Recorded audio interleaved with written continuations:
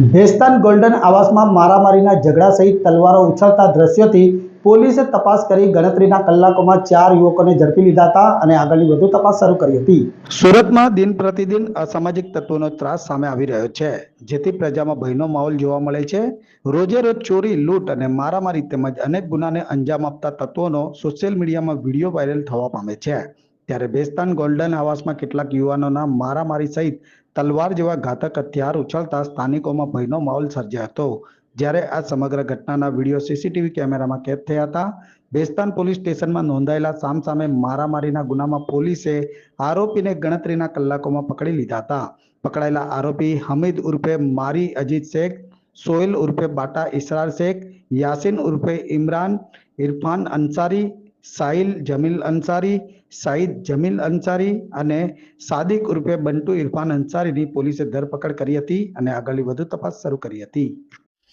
Bhestan police સ્ટેશનમાં મારામારીના 2 cross ગુના દાખલ થયેલા છે।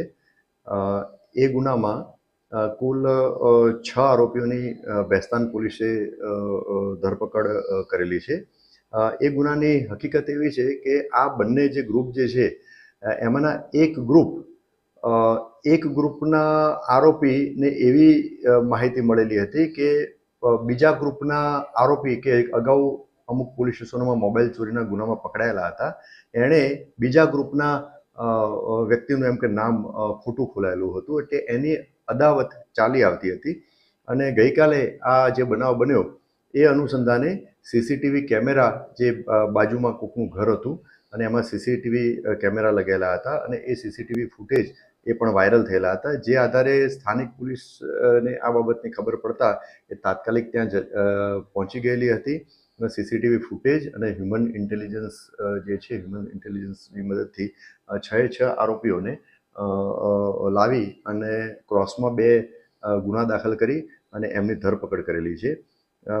બંને ગુનાના જે મેજર જે 6 આરોપીઓ છે એમને હું નામ જણાવું તો હમીદ ઉર્ફે મારી અજીજી શેખ, બીજા સોહેલ ઉર્ફે બાટા ઇસરાર શેખ, યાસીન ઉર્ફે ઇમરાન ઇરફાન અંસારી, સાહિલ જમીલ અંસારી, સાહિદ જમીલ અંસારી, સાદિક ઉર્ફે બંટુ ઇરફાન અંસારી, આ બધા જે આરોપી જે છે એ 18 વર્ષથી લઈ અને 22 વર્ષ સુધીના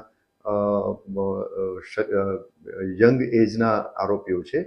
અને આની સાથે એક કાયદાના સંઘર્ષમાં આવેલ કિશોરને પણ તાબા હેઠળ લેવામાં આવેલા છે। આ આરોપીઓ પાસેથી હથિયારોમાં તલવાર અને છરા અને અન્ય જે દંડાને એ બધું તપાસ દરમિયાન કબજે લેવામાં આવેલા છે। આ આરોપીમાંથી 2 આરોપીઓ વિરુદ્ધમાં મોબાઈલ ચોરીના ગુના દાખલ થયેલા છે।